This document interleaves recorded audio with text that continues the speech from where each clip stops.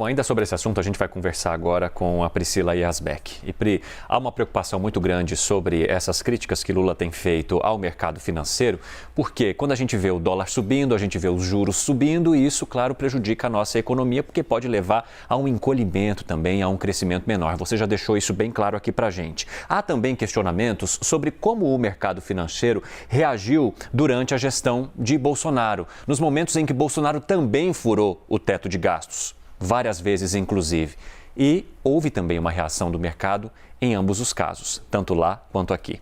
Pois é, bom dia, Evandro, bom dia, Marcela, bom dia a todos que nos acompanham. Ontem mesmo, vocês colocaram essa questão aqui, durante as entrevistas, ao longo das entradas, que os gastos do governo Bolsonaro também estouraram o teto de gastos, somaram 800 bilhões de reais, essa é a cifra calculada pela Fundação Getúlio Vargas, então daria algo equivalente a 200 bilhões de reais por ano. Seria a mesma coisa que agora, que esse valor que está proposto pela PEC de transição, que está chamando também a PEC do estouro fiscal. Então, por que o mercado não reagiu? Essa foi a pergunta que surgiu ontem. E aí, na verdade, a gente vai mostrar aqui que o mercado reagiu sim. A gente mesmo fez muitas entradas aqui, mostrando reações negativas do mercado a todo furo do teto de gastos, a toda notícia que trazia algum recado em termos de irresponsabilidade fiscal. E aqui a gente tem um panorama, um gráfico que mostra as altas do dólar desde março de 2020. Então a gente vê ali que quando foi proposto inicialmente o auxílio de R$200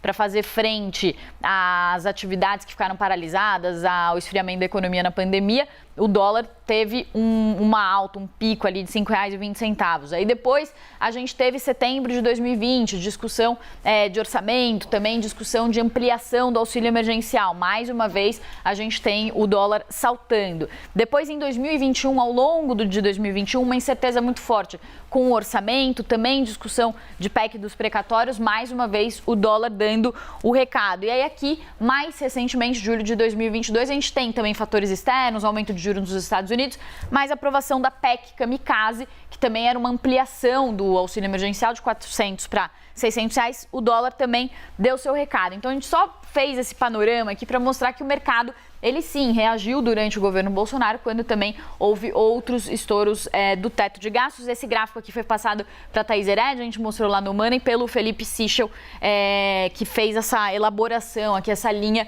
do tempo. E aí, falando sobre a discussão que a gente tem hoje, qual que é o ponto, né? Não dá para justificar erros do passado com novos erros. E a questão é que a gente se vê rodando em círculos, né? Mais uma vez se fala sobre aumentar gastos sem ter um planejamento de como fazer isso da melhor forma, né? Então é ruim nos dois casos. A gente não tem que justificar um erro passado com um novo erro. Então é por isso que nós, como imprensa, como jornalistas, a gente vai apontando também os erros e caminhos que poderiam trazer uma trajetória mais responsável para as nossas contas públicas e também para a economia. E para finalizar, queria falar de um artigo que o professor Naércio Menezes Filho publicou hoje no Valor. Ele falou coisas interessantíssimas. Ele falou que o que a gente poderia ter de saída, de solução mais razoável nesse momento seria uma PEC para atacar os problemas mais urgentes, farmácia popular, a merenda escolar, o auxílio de R$600, que não trouxesse um estouro muito grande nas nossas contas, a gente arrumaria a casa já para os próximos anos,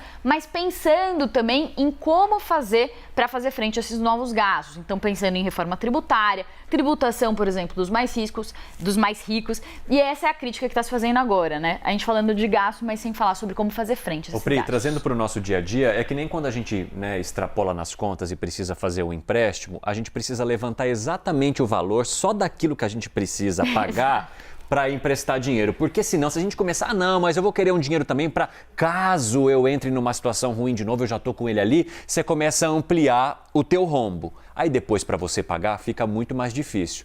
É praticamente o que poderia acontecer também agora durante a gestão de Lula.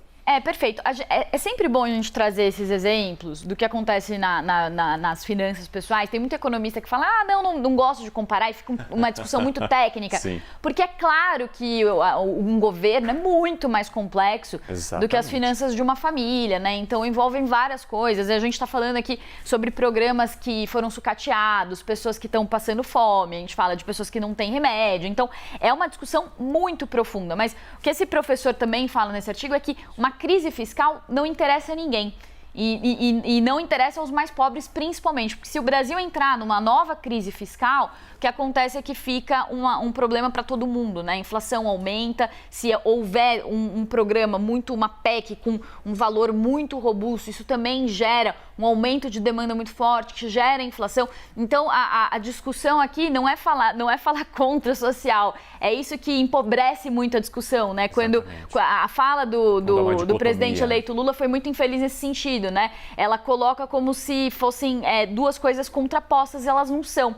E isso empobrece muito o debate, porque faz com que a gente não possa debater abertamente e claramente que é importante você ter o fiscal e o social andando juntos.